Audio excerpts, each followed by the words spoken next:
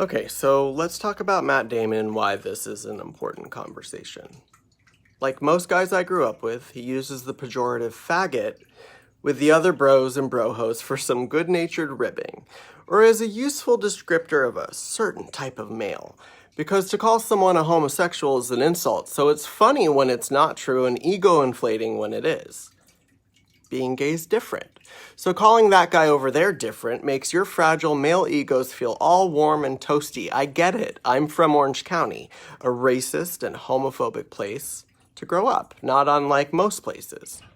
Our Karens seem a little more racist and our Chads a little more homophobic than average in my experience, but the ideology and behavior is ubiquitous. The dangerous part about where I grew up with is everyone lies about their ingrained racism, misogyny, and backwards thinking. I remember all the things I heard growing up, and the collective amnesia of everyone I grew up with is fascinating to me. I hope some of you specifically hear this.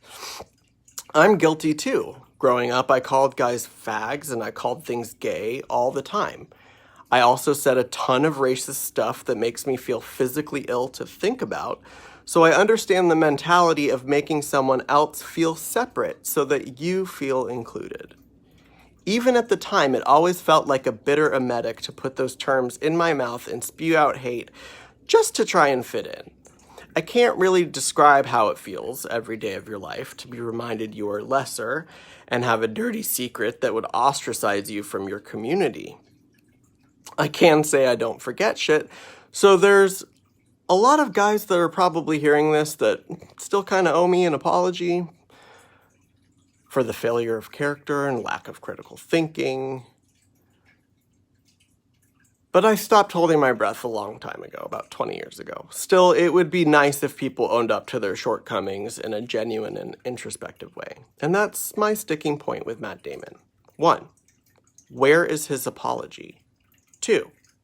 Why did he think this empathetic anecdote would foster some kind of kudos? 3. Does he realize you don't get a medal for deciding yesterday that your hate speech doesn't mean what it used to mean? And you should probably stop, even though most decent people stopped a long-ass time ago, and it does mean exactly what it always meant?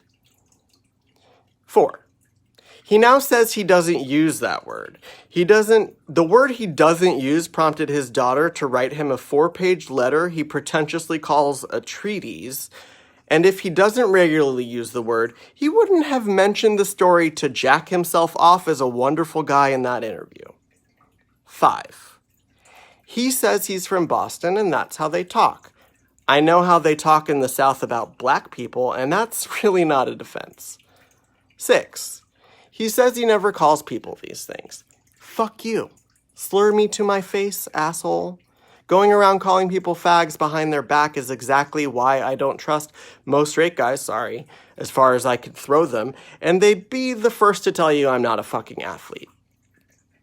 In conclusion, I was a huge, ridiculously huge Matt Damon fan. It's 2021.